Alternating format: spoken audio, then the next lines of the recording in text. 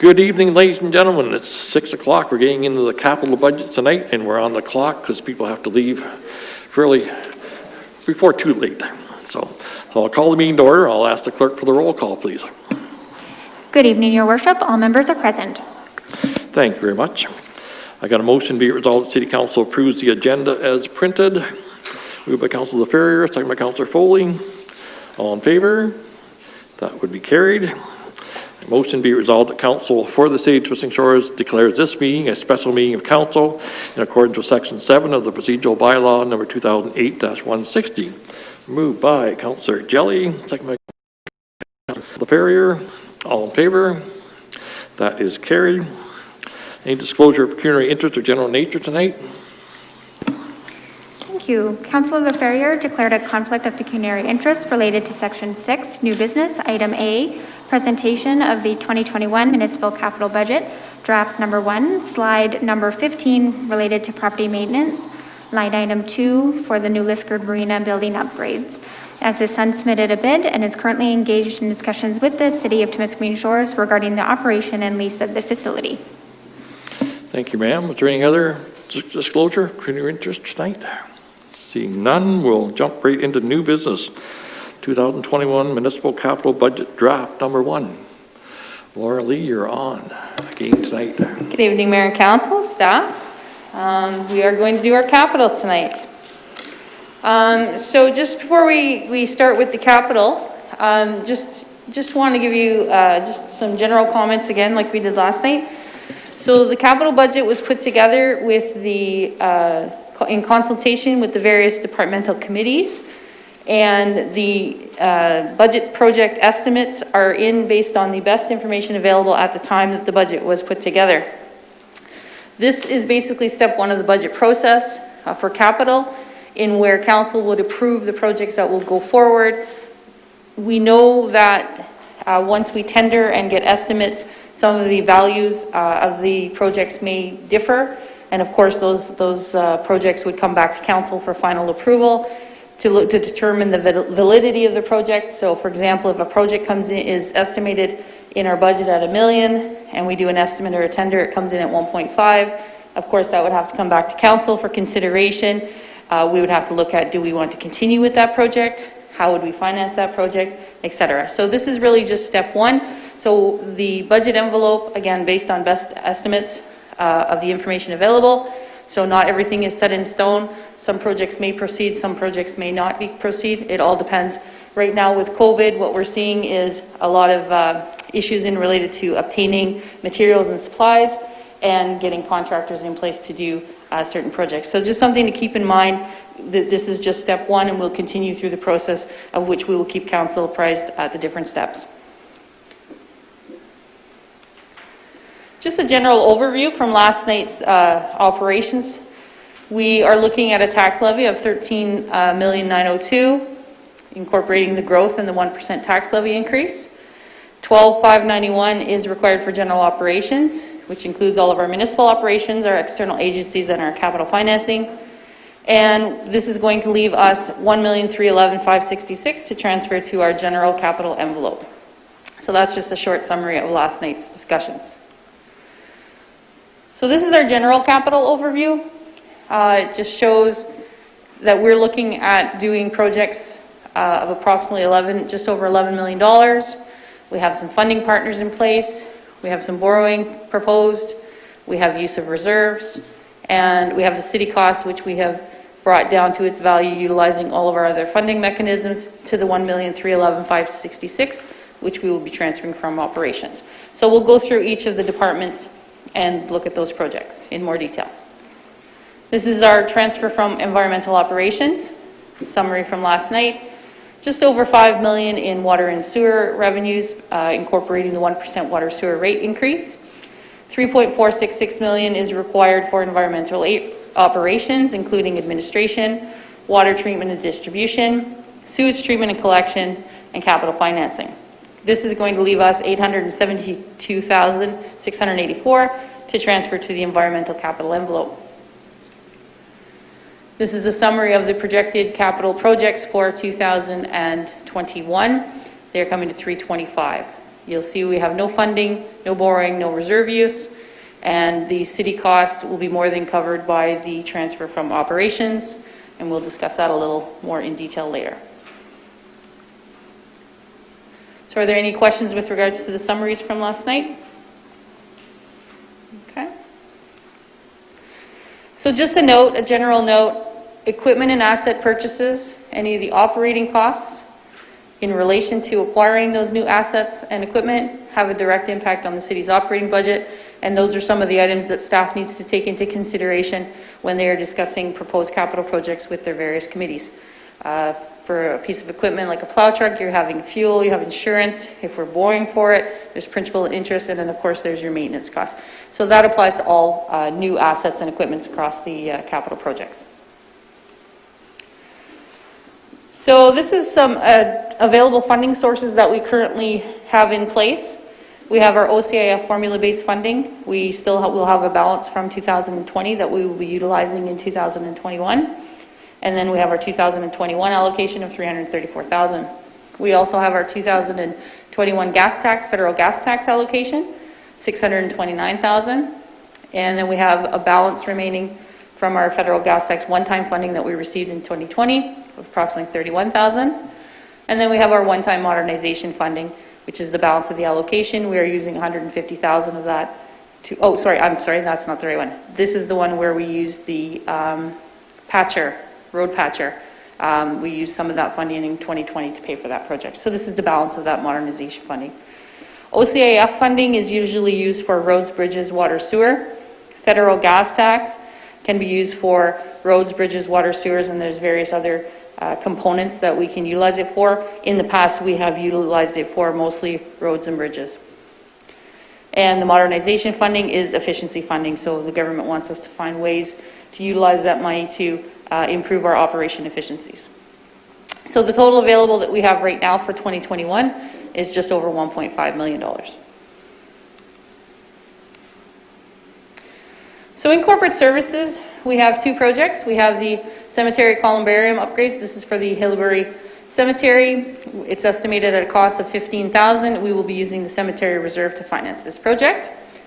And then we also have the asset management software at $100,000. We will be utilizing the FCM funding for a city cost of $50,000. So overall, we have two projects in corporate services with a city cost of $50,000. Is there any questions?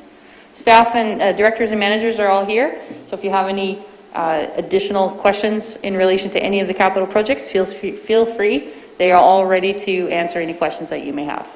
Right? Yes? Yes. They're all ready to answer all your questions. So under fire and emergency services, we have one piece of equipment. It's a fill station for Station 1 at 11-2, and it will be financed utilizing the fire equipment reserve.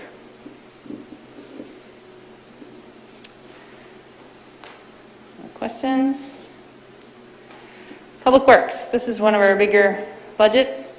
We'll skip over the roads program because we're going to go into that in a little bit more detail. We have the Roy's Bridge, which is a shared project with the Township of Harley. So the 195 is our share of that particular project. We have the pedestrian crosswalk. This would be taking the lights at the manor, the actual traffic lights at the manor, and relocating them at École St. Croix in Haileybury.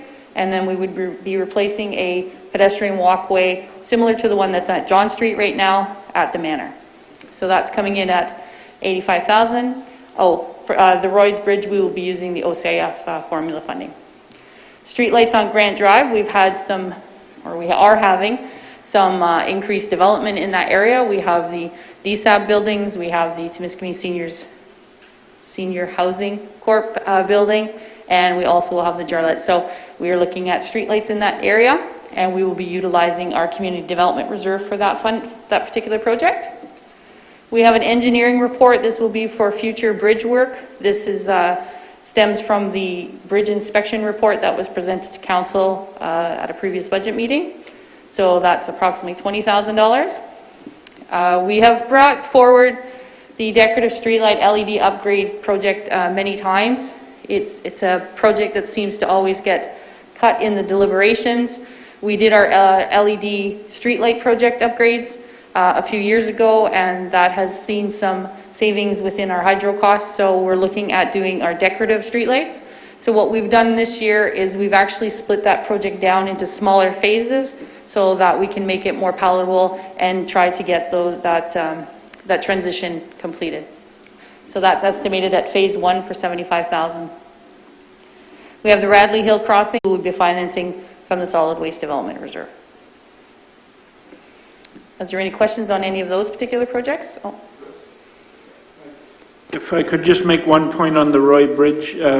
Our contribution is $195,000, but the actual project is about $4 million, so our contribution is 5%, and Harley's is 5%. So it's a 90% funded project, but just to let you know that there is a significant amount of value to that work that's being done, and we had received funding for that in the joint application with the Township of Harley. So that actually increases technically the scope of the projects that we are proposing to get done this year, so, but with nominal impact to the city. Any other questions? Public Works? No. So we're going to look at the proposed road program. The request from the committee was a $10 million roads program. So when we investigated that, the affordability of that would impact other capital for other departments. So we did not deem it viable to present to council. So we scaled it back to a $5 million roads project. So what we would do is proposing to do $5 million worth of road work over the next 2 years, approximately $400,000 in 2021, which would be surface treatment, and the balance of the work, $4.6 million in 2022, would be on our high traffic areas, the waterfront route where the new splash pad is being constructed this year, and our transit routes. So the final plan of the roads will be discussed in committee and brought forth to council for final consideration. So the individual roads we're not going to discuss tonight. What we're looking at is the overall roads program from a cost perspective. So the reason for the bulk of the big work on those major traffic areas, if we construct the new fire hall, we don't want to be tearing up say Rourke Avenue if that's one of the main areas that gets done. The splash pad is being constructed this year. We don't want to do that road and then tear it up because we're doing a splash pad. So we also are doing an active transportation plan as one of the recreation operating plans. So we want to ensure that we review that plan and incorporate any of the recommendations from that in any of the road work that we're planning on doing. So it makes sense to delay the bulk of the work till 2022. As Chris brought up today, it would take probably about $50 million to redo all of our roads. So people have to understand that $5 million isn't going to go that far. It's a drop in the bucket, yes. It's going to be 10% of what the actual roads commitments are. So we're not going to be able to repair everybody's roads for that $5 million. So. Yeah, but it's a start, and it could get a majority of our major roadways done. In 2021, being that we're using the smaller portion of the project in 2021, we would be able to utilize our gas tax funding, our 2020 carryover and our 2021 allocations. And then for 22 expenditures, the big 4.6 million, we'd look at our 21 and 22 allocations, and we would borrow the balance. So the proposal is to actually borrow the balance in 2021, early in the year, and that would allow us to take advantage of the low OALC rates, the Infrastructure Ontario borrowing rates. 10 years is currently at 1.48, which is a very, very nice rate.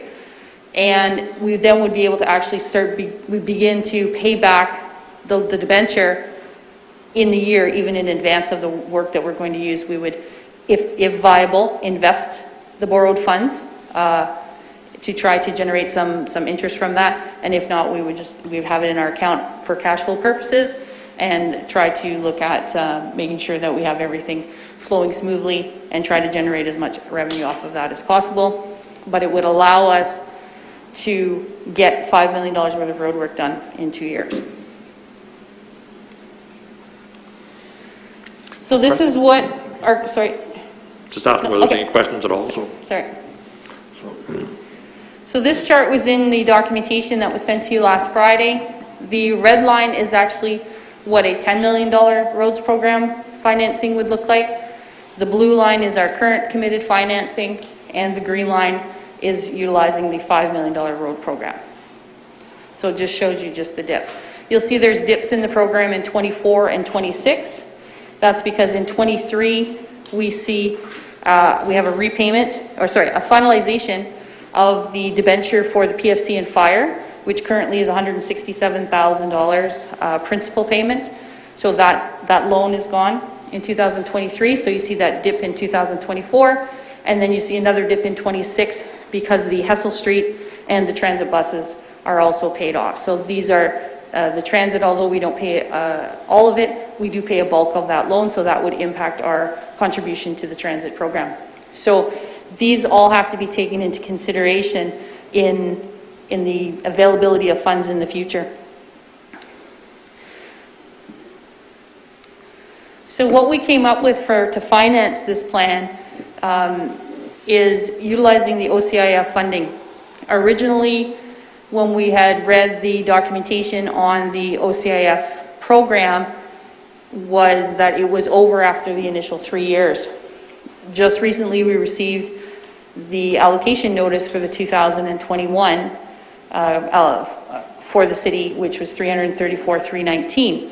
So when we went back, we reviewed, and although we hadn't received any specific allocations, the program is going to be in place for the formula-based anyways until 2027. So knowing that we had that funding available, we made a couple of assumptions. We're assuming that there is no increase in the funding allocation up to 2027, but that may not be the case. The first 3 years we saw incremental increases every year, so it may be that we have more funding in 22 to 27. We just don't know those numbers at this point. So we went on the premise that the funding is stagnant at the 334,319. So for the first 7 years of the program, we will actually be able to fund, utilizing the OCIF funding formula, 88%, just under 88% of the financing of a $5 million project. In 2028 to 31, we will be on the hook for 100% of that. However, like I mentioned, we have loans that are being finalized in 2023. We have another 2 loans that are finished in 2025. That financing becomes available. It comes out of our capital financing and goes back into our available levy and potential that transfer to capital. So it all depends on the future capital needs and other projects that the city may need to finance in those years. And of course, we don't know if there's any additional funding past 2027 because we haven't been advised of that. So there's still a lot of things in the air, but to be able to finance 88% of the project in the first 7 years is very viable and affordable.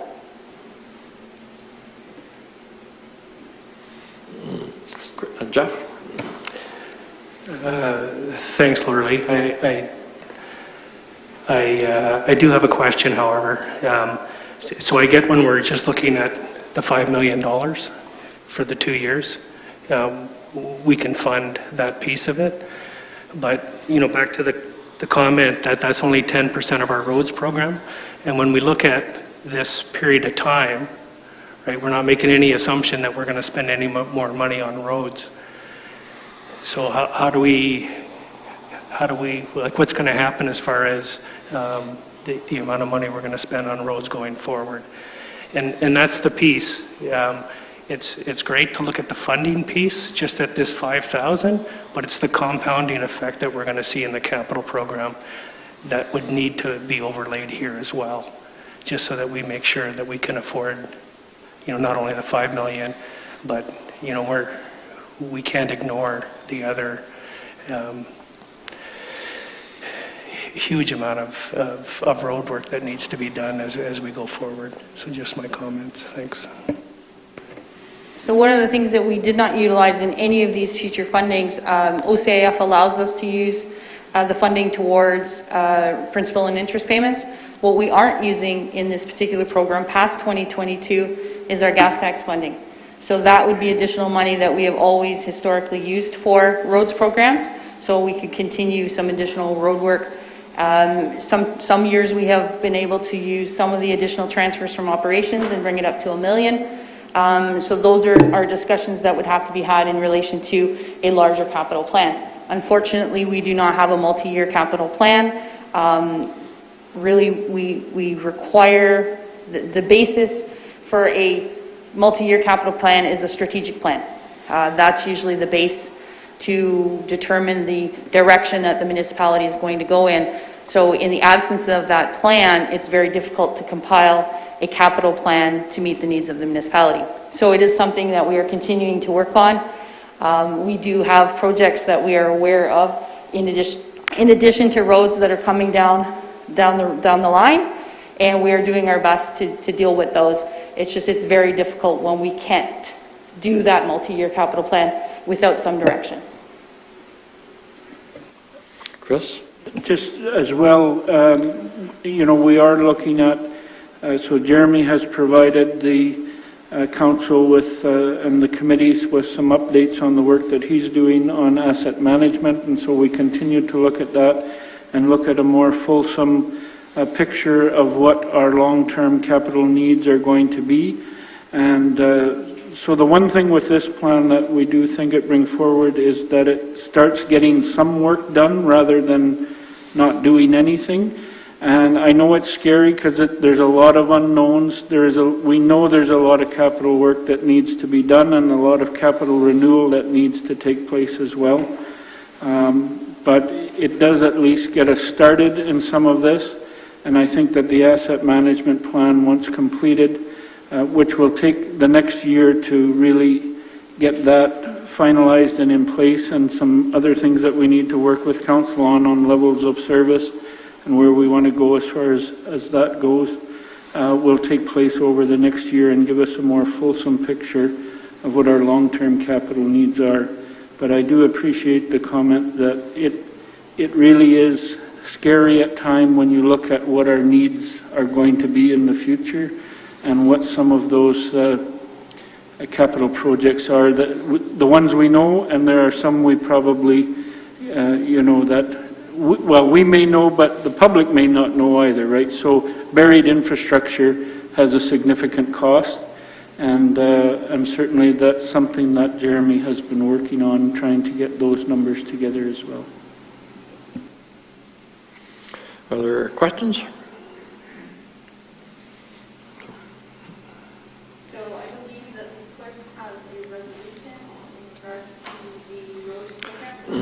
I believe that the clerk has a resolution in regards to the roads program. Do you want to read it or go ahead? Okay, motion reads, be it resolved that council for the city of St. George approves in principle a 2-year roads program with a capital investment of $5 million funded as follows: the federal gas tax proceeds of $1,289,979 and the borrowing of $3,710,021. And further, the council agrees to utilize the annual Ontario Community Infrastructure Fund, estimated at $334,000 annually, to finance the borrowing. So that's the motion. Do we have a mover and seconder for that motion? Councillor Jelly, second by Councillor Foley. Any last questions? Councillor Whalen? Yeah, I was going to bring it up earlier, but I thought I'd wait for the motion. The only thing I am wondering is this is a large commitment for the municipality, and we haven't really heard from any of the other committee heads. I'm just wondering, if we're all comfortable with this. I know I've always said we need a plan going forward. This does give it to us. I'm more of a capital levy type person, but rather than forecast budgeting, but this does lay out a plan, but it's only for one department. I just want to make sure everybody realizes everybody's comfortable that the plan going forward. Other than that, I do support it. I know we've had recommendations from Public Works, and if Doug wants to speak to that, and we've had recommendations from the Corporate Services Committee as well. So, Doug? Yes, thank you, Your Worship. Yes, this has certainly gone through the Public Works Committee and been well discussed and debated and what have you, and we feel that, as our committee feel, that this is the route we need to take to get this work started.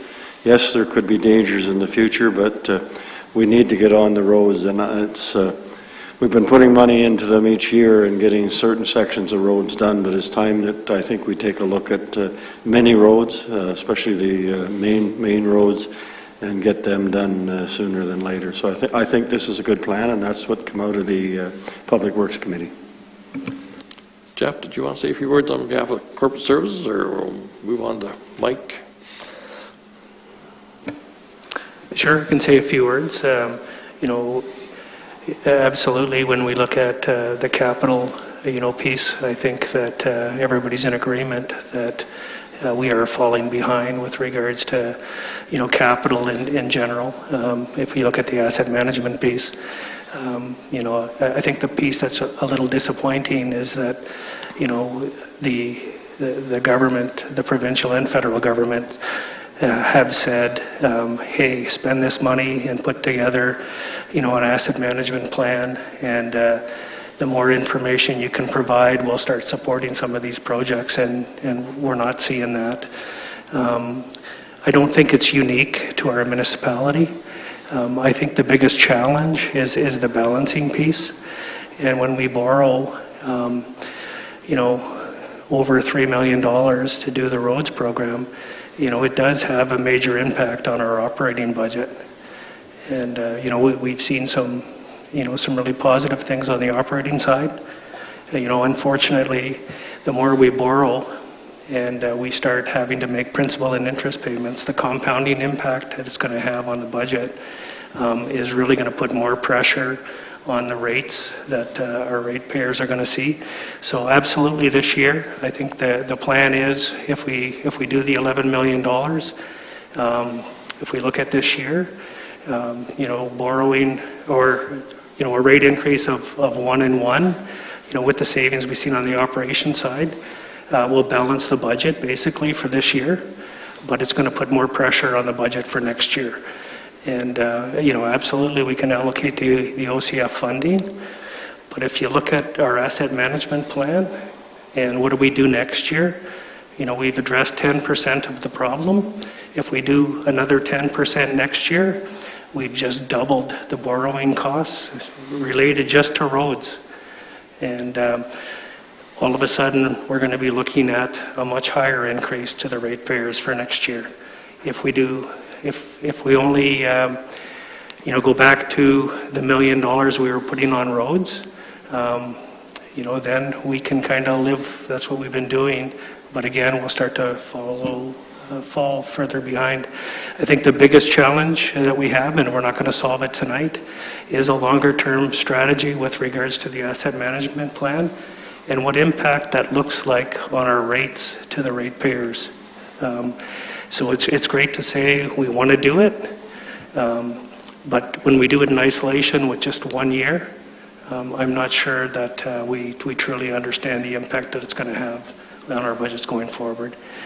So we did have those conversations. The recommendation that came from corporate services was, the 1 and 1 will solve the problem this year, but we need a better handle on a little longer term planning with regards to capital. Okay, thanks. Thank you, Jeff. Just a couple comments and I'll get to Mike's question.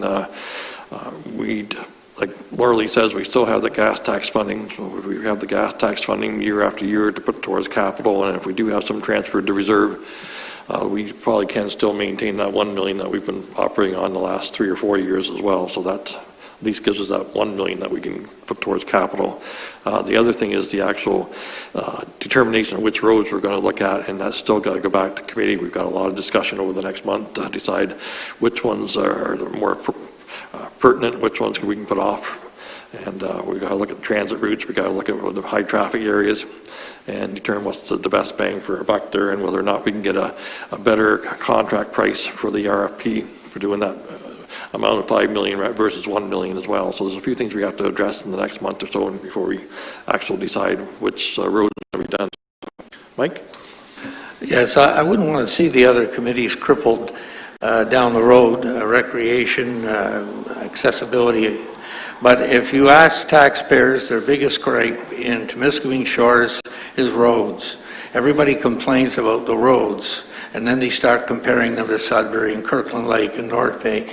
But roads, I think if you see that we're spending a great deal of money on fixing the roads from North Cobalt to Diamond and trying to get the ones that are the worst, I think the public may not like what they see down the road for taxes. But I think when you're doing roads, you can, I don't like to say get away with it, but you're satisfying the majority of people. But we can't forget our recreation and our other committees that need those funds. Fire, we can't let them all down, but I think roads are the most important. I do have a disappointment tonight that they're not, you're not going to name any roads that you're going to do, because I've got many complaints from people that have been promised by former employees that their roads would be done first. Glen Road and Landry are two. I'll just leave it at that, and you're going to be coming up with a list and checking it twice. You better be naughty and not very nice. Thank you. Danny? Yeah, thanks, Your Worship. I just wanted to, make the comment that we're sitting here referring to this as the roads program, but it is the city corporate that's carrying the loan. So, but like I say, I'm fully in agreement with the plan laid out. So, thank you. Thank you, sir. See, I'm hopefully not going to get as many phone calls after we do all this road work. So that's my number one phone call comment is road conditions. Councillor Foley? Yeah, I just want to say I'm in agreement with this too. And I mean, from the rec committee master plan, we're going to be following the active travel plan, which came out of that too. So it'll make us recreation people happy, eh, Mike? Yeah, we'll discuss more of the recreation there in a few minutes there. Laura-Lee? So the roads, which roads are going to be determined? It's not just going to be, I like this one, I like that one. There's going to be some information. We're going to be using our street scan data and the PCI, the pavement index condition, to make sure that we're prioritizing the roads that need to be done, looking again at the higher traffic areas, the waterfront area, and our transit routes. So those are going to be all taken into consideration when the committees make their decisions on the final roads that get done. Yeah, we're going to tie in staff and have them supply all those numbers to the committee as well and go forward that way. So, Councillor Hewitt, you had a comment? Yeah, I absolutely agree that we have to put in, some major capital into roads, but oftentimes something's going to happen perhaps that you may have opportunity to, or there's going to be changes that you may not necessarily anticipate. I mean, we should be looking at a strategic plan and moving forward with that based on our asset management plan. But at the same time, there's going to be things that happen that you can't anticipate in regards to sewer, water, and our roads. But I don't think that it's the only priority that we need to put our bang for our buck on. That's people don't come here because of our roads. Right across northeastern Ontario, we got potholes everywhere. Yes, we got to manage that, but at the same time, we also have to keep our eyes on the radar for opportunities. So. Thank you. If there's no other questions, we'll call the question. All in favor of that motion? That's carried. So carry on, Laura-Lee. Move on to the entertaining part of our life, recreation. So here's where we're going to improve some of the infrastructure that the people are going to utilize our roads to get to. Down in the waterfront area, we will be doing the resurfacing of the tennis court. The tennis court is being used greatly with the pickleball groups and tennis. So it's long overdue, and we're going to look at resurfacing that tennis court. We are going to be utilizing our community development reserve for that. We're going to do the pool regrouting at $31,000. It's a little overdue, so it's time to get that done. We also have our splash pad project. So this is going to be a major attraction in our waterfront area in New Liskeard at 522. You can see that we are very, very close. This is updated as of yesterday to our funding requirements. So if anybody has any spare cash, we are just slightly shy of our goal for our funding for the splash pad. The city's contribution of $100,000, we are going to utilize our community development reserve. And for all of you who want to go and get some exercise, we're going to be looking at a new Stairmaster at the Pool Fitness Center. I believe all, including staff, have free memberships. So make sure that you all get out and go use that new Stairmaster. Christmas is coming. The cookies and the candies and the chocolates are all coming. So I don't going to have no excuse. Those recreation guys have no excuse not to go. Council doesn't have free membership there. Council doesn't have free membership. Okay, well, we'll see if we can get you in there for 1 or 2 tries on the new Stairmaster. You'll have to book an appointment with Jeff. And then we have a COVID resilience project. So the COVID resilience project is some new funding that has just come out. It's going to be 100% funded, and Matt is currently working on the application with his committee for that particular project. So I do not believe that we have any. Do we know the direction we're going with that project? Jess, would you like to speak to that a little bit? Go ahead, Matt. So that project is submitted already. I've completed that this week. The project that we've submitted for is an extension of the Stato Trail between City Hall and Albert Street along Far Drive. There was some caveats to that funding that made that project the most appropriate for this application. And we're excited to get that submitted.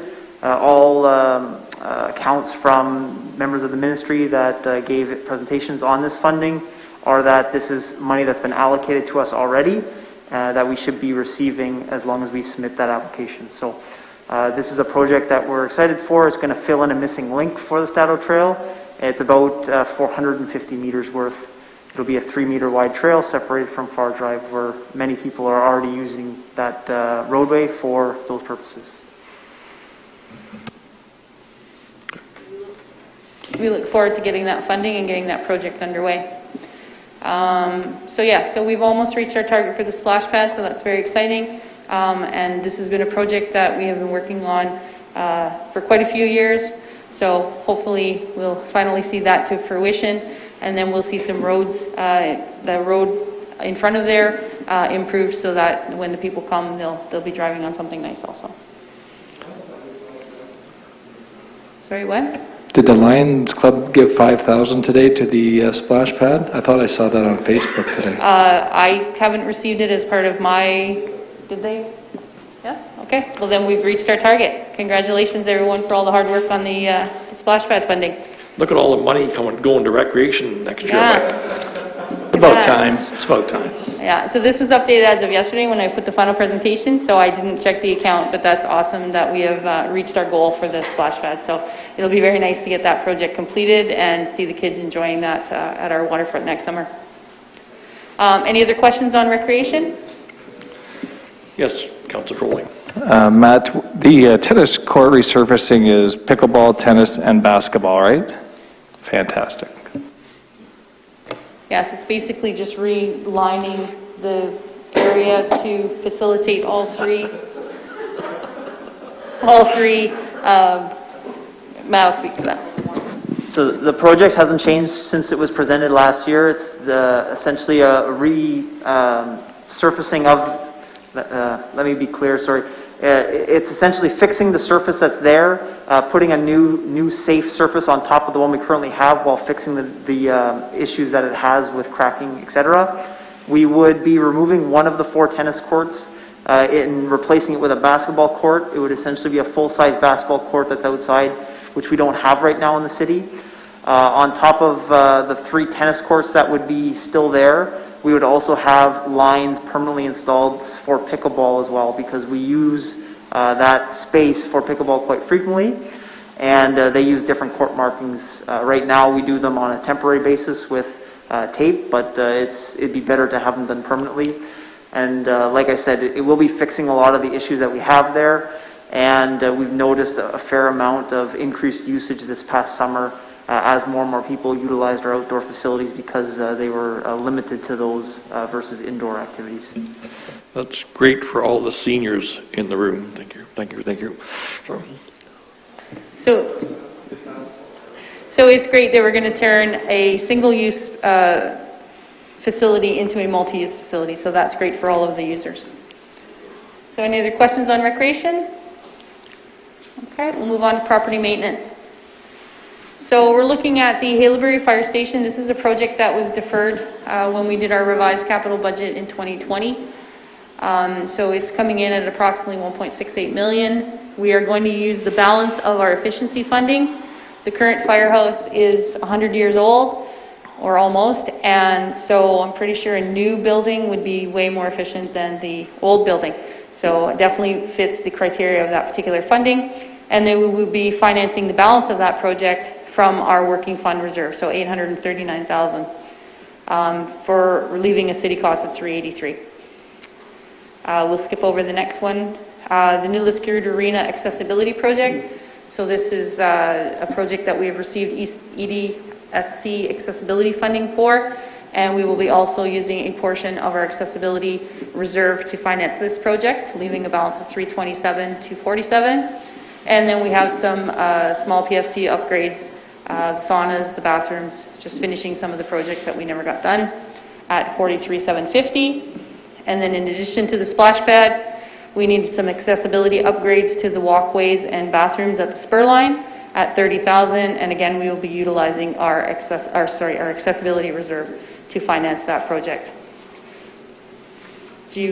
What do you want to do for the marina building? Do you want to discuss it and just Councillor Laferriere will just not partake, or how do we want to proceed? Yeah, so Logan has prepared so that Councillor Laferriere has declared conflict, and so in order for Councillor Laferriere to deal with the main budget altogether at the end, what I would suggest is that we discuss, or Laura, you discuss the New Liskeard Marina building upgrades. Councillor Laferriere has declared his conflict. There's a resolution dealing with that one specifically as to whether or not council wishes to keep it in the budget. That then deals with the conflict issue, and when we get to the end of the presentation tonight, there will be no perceived conflict because council has already made a decision about whether or not this project remains in the list. Does that make sense to everybody? Okay. Okay. Good. So the New Liskeard Marina building upgrades, this is estimates based on a engineering report for structural repairs to the building. So irregardless of what the future use of this building is, there are some structural needs that need repairs that need to be done, and so that's what this particular budget deals with. Councillor MacArthur. Yes, well, as far as I'm concerned, I think all of council should have known about this project. I have nothing on it. We don't know who's involved. We don't know anything about it. And for me to vote tonight on this capital budget, I need more details. We got to know what we're doing here. This is $120,000. It may be more. Are we going to keep the building? Are we going to demolish the building? If we're going to keep the building and there's something going on, you know, when you have a football team, everybody knows the plays, and this is a team. And I find there's 2 or 3 councillors know about things, and particularly this one, and I don't think it's right. If you're going to spend $120,000, if it is, then all the council should know what it's about, who are we dealing with. And I just found out tonight when the clerk mentioned officially that Mr. Ferrier was involved, or his son was involved.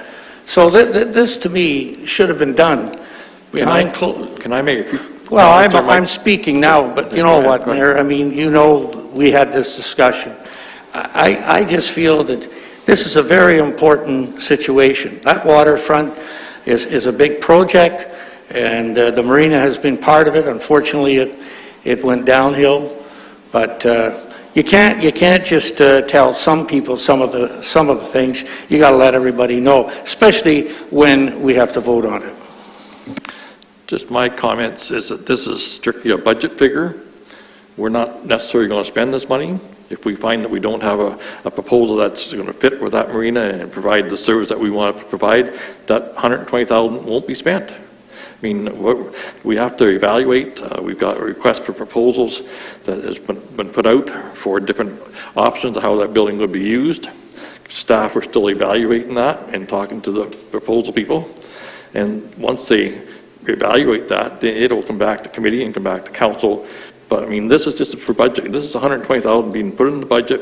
If we do find a proposal that works, that's going to generate revenues, that's going to serve the people of the Temiskaming Shores, then we've got the money in the budget to do the capital upgrades, and we can deal then with the actual proposals. So I mean, this is not a done deal. We're going to spend $120,000 in that building. It may be tore down yet. Who knows? You mentioned the words updates. We weren't updated on anything as a council.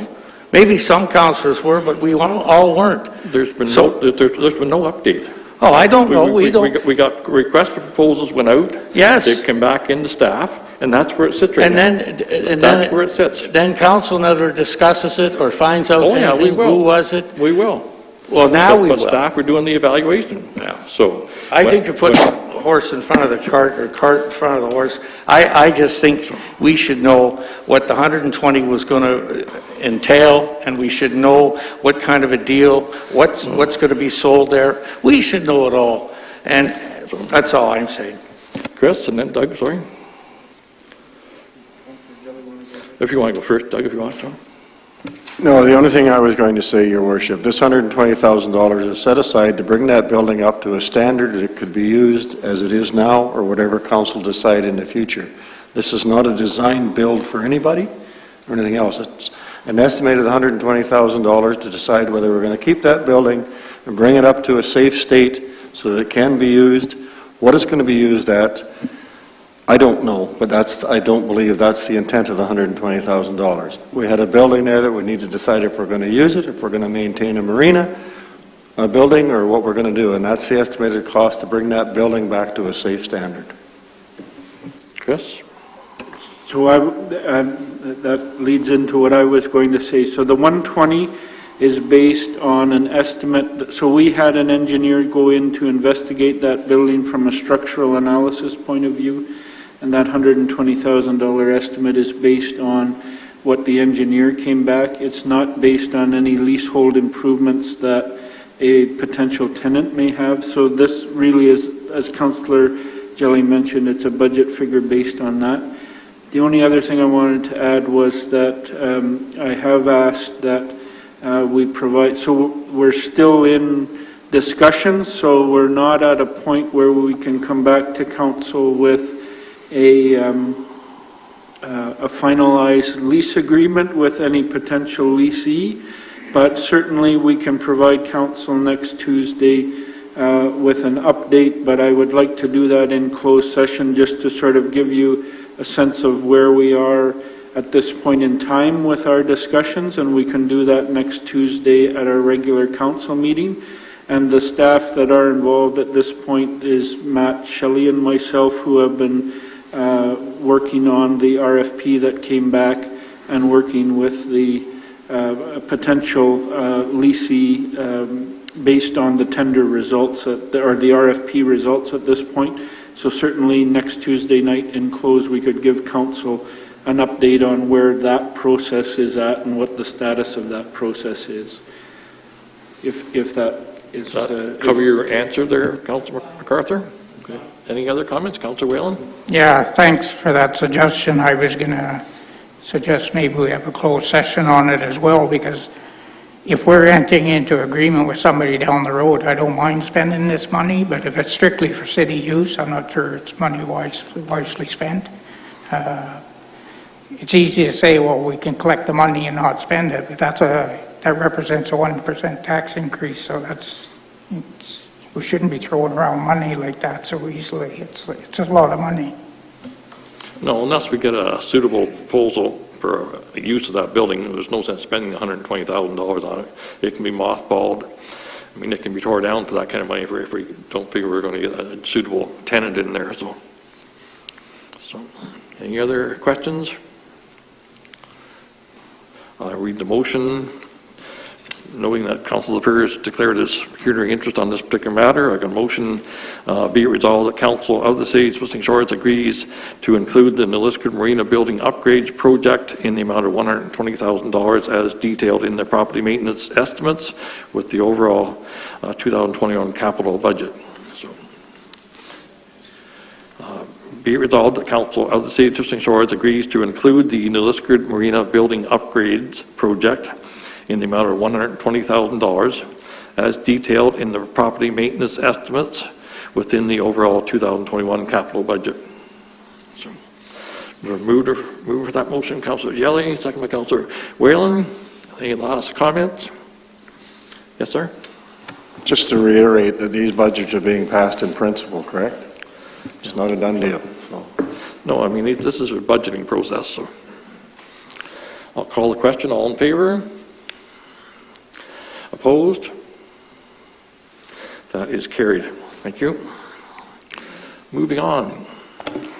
So the one thing we have to keep in mind when we're doing these budget estimates, again, like I talked at the beginning of the meeting, this is step one. So by passing the budgets in principle early in the year or late in this year for 2021, it's going to allow staff to go out and get estimates and tenders immediately so that we'll be able to bring back council before final budget is struck, before tax levies are struck, before tax rates are struck, and make any necessary changes. Some projects in this budget, once we get those estimates, may not actually happen. We will make sure that we bring that information back to council so that council can make a determination on the priority of the projects, the values of the projects, whether or not it's going to be realistic to do some of these. And that's why this step one is very important to pass in principle. Step two will be getting the estimates. Step three will be council making final decisions on these projects on a go-forward basis.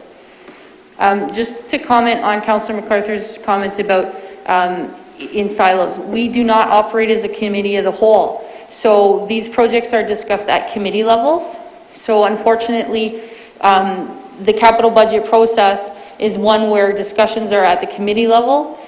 Even I don't know all the projects until they're brought forward from the committees. This is our committee of the whole to discuss the projects that are being brought forward from the committee. So this is staff's first opportunity for all of council to discuss the recommendations that are coming from the various committees. So it is the type of system that we have in place for this particular council. If it was committee of the whole, then all of council would be meeting all of the time to discuss all of the items that the various committees discuss. So we are doing our best to bring forward the information in a timely manner based on the system that we currently have set up. Are there any other questions on property maintenance? No, go ahead. Fleet. So as you all know, we have a $500,000 fleet replacement plan. It includes all of our large fleet. We have changed how we finance our small fleet. We pay for it out of our operations transfers. So in regards to our small fleet replacement, we are looking at a combination of vehicles. The 4 vehicles at the bottom, we're not looking at 4 vehicles, we're looking at actually 3. So, but it's a combination. So if we've set specific targets for the 3-ton and the 1-ton truck, Recreation has requested a 1-ton truck for garbage that would replace one of the pickups in Recreation. The garbage run has become increasingly larger with all the new garbage receptacles and stuff around the city, the transit shelters. So we need a vehicle that's more reliable than the pickup and the trailer that we're currently using. However, we have set some targets for these vehicles. We're looking at getting some decent used vehicles at auction. If we don't get those vehicles within the target, we would be looking at just getting the pickup this year and try again next year. So it's a combination. If we get the 3-ton and the 1-ton, we'd be only getting one of the pickups. If we don't get the 1-ton, we'll be getting 2 of the pickups. So it's a combination, and the target that they will be using is a cost of $155. So that is their envelope that they will be using for to try to obtain 3 of the 4 vehicles within that proposal. Then we're looking at a triaxle dump truck, the loader, and the fire rescue van. All of these particular vehicles are incorporated within our fleet replacement plan for the financing of the principal and interest. The fire rescue van has an asterisk because during our prior year budget deliberations, a recommendation was passed at the building maintenance committee that set the limit and deferred the project. So that's why we put it in until council makes a decision. So this is just some of the discussions. We know that the fire rescue van has been discussed at committee as the $300,000 limit has not been deemed to be viable. So the preliminary numbers for a new fire rescue van are approximately $415,000. The committee back in 2019 reduced the purchase price to $300,000 and deferred the project. And that was reflected in our 2019 capital budget. We do have a estimated balance in our fire equipment reserve based on the numbers that we have right now at $23,891. We could utilize some of that in order to reduce the impact to the fleet replacement plan, being that the plan does not include the price of the fire rescue van at $415,000. We're also looking to review the fleet replan schedule for fire services, as continuation of the plan as currently in place is unsustainable in the future.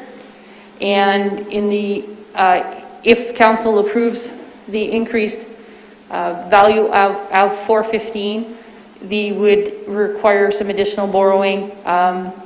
In the fleet replacement plan, we did move it up to $375,000, knowing that the $300,000 was not a reasonable number based on the preliminary estimates that we had. So I had incorporated it at a little slightly higher amount. So bringing it up to the additional $415,000, there would be additional borrowing costs of $17,897, utilizing the balance of the fire equipment reserve. Questions?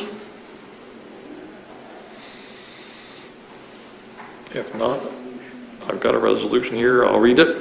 Whereas on February the 14th, 2019, the Building Maintenance Committee meeting recommended a cap of $300,000 for the purchase of a fire rescue vehicle.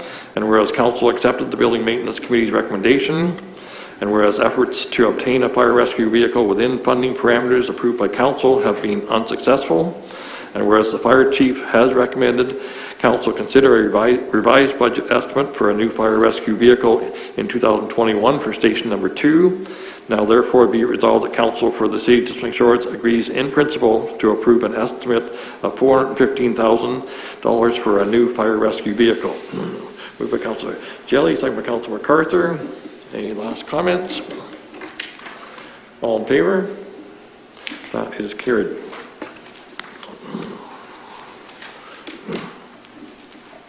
So I'll incorporate the new financing and update the capital plan to include the $415,000 and the additional borrowing. Transit. We're looking at some new bus shelters this year and a ridership app so people can see where the bus is on their phones. And we're going to be utilizing our ICIP and our provincial gas tax funding. Councillor Foley, sorry. Do we know where the 2 bus shelters are going to be, just for people watching? So right now, the transit, well, do you want to answer? Okay. Councillor MacArthur is the chair, so I don't want to jump in but the two that we're looking at right now, and it's based on ridership usership. One is at the Tri-Town Towers, which is the old Haileybury Hospital. So it's a 60-unit apartment building with high usage in that area. It's been on our list for several years to look at a shelter in that area. The other one is at the Temiskaming Square Mall, and we're still working, now called Temiskaming Plaza. And we are still trying to work with the owners of Temiskaming Plaza, which is Plaza REIT, to come up with a suitable location in that area. So those are the 2 that we would be looking at in 2021. I know at Accessibility Committee today, there was also a suggestion to look at one near the library building, not just for the library, but also for those using Finley's and Chartrons and that area. So that's one that the Transit Committee will have to discuss in the future. But for 2021, those are the two areas that we're looking at right now.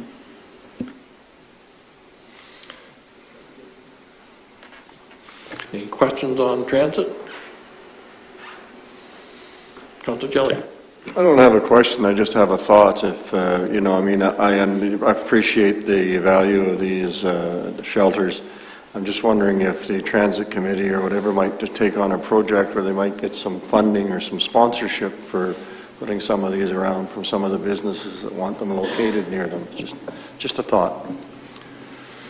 Just one comment I had as well. I mean, the New Liskeard Library is open 6 days a week now. That entrance to the library is open to the public. So, I mean, if people are waiting for transit in that area, they can go in and stand in that area as well until their buses come. So I don't think there'd be an issue with that. So that may be an alternative to having the actual shelter there for the near future anyways. So, carry on.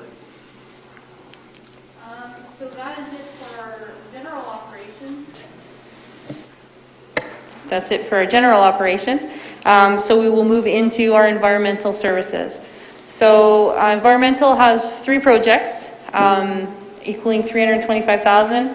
We have an ICA water meter program, the Far Drive sewer repair, and Robert Elm pumping station, genset, and trash pump. So with the transfer from capital, we will actually have a transfer of $547,684 transferring to reserves. This is a large amount. However, we do have some large environmental projects that are coming up. The UV at the Haileybury pumping station, wastewater station, is a significant project. We're hoping to get some funding for that, so we will have a share. And also we have the Albert Street reconstruction, which is a large project that we're also applying for funding for.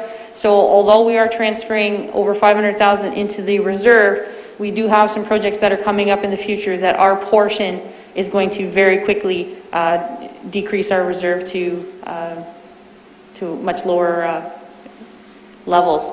So to continue to keep the water and sewer rates at a reasonable level and continue to put these monies in reserve will allow us, if we are unsuccessful with this funding, to be able to do some of these larger projects in the future. And that, whoops, my bad. I'll just go back to that. Are there any questions with regards to the environmental services projects? You just made me click all the way through that, didn't you? Thanks, Laura Lee. That was excellent.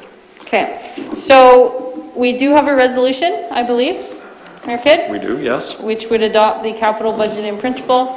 Like I mentioned at the beginning, this is step 1 of a very lengthy process. Step 2, we will start, once this is adopted in principle, on the 15th of December. Staff will start getting estimates and stuff out so that we can bring these projects back to council for final decisions and ensure that we are make sure that we are putting priority projects first and get some of these projects that were deferred from 2020 into completion, and hopefully, you know, have a good capital project such as we had last year. So again, I thank council for their time this evening, and we'll have one more year. Good. I don't want to belabor the fact that we do operate in a committee system. It was sort of discussed tonight whether or not certain people in certain committees have access to a lot more information than some of the other councillors. As far as the request for proposals for that New Liskeard Marina, I mean, I do not know who the other proposals are. The proposals come in. It's nobody in any of our committees are aware of the fact of who has put proposals in either. So, I mean, nobody in council is any wiser than the rest of it. It's still with the staff, with Matt and Laura Lee and Chris as to evaluating those proposals, and when they do that and then come up with a possible proposal, then it will come to committee at that time. But at this point, we're no wiser than you are, Mike, so I just want to clarify that in the public there as well. So we do have a motion. Be it resolved, the Council of the City of Swiftling Shores direct staff to prepare the necessary resolution to adopt the 2021 operating and capital budgets in principle for consideration at the December 15, 2020 regular council meeting. So we're moving a seconder for that motion. Moved by Councillor Foley, second by Councillor Jelly. Any last comments? All in favor? That is carried. And if there's no other business, we have nothing on the agenda. So we.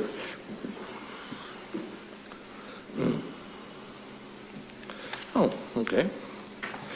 I should have went back to a previous page. So we do have another resolution here. Be resolved, the Council for the City of Swiftling Shores hereby acknowledges the presentation of the 2021 capital budget as well. Thanks, Laura Lee, for the presentation there. So we're moving a second, Councillor Whalen, and second by Councillor Hewitt.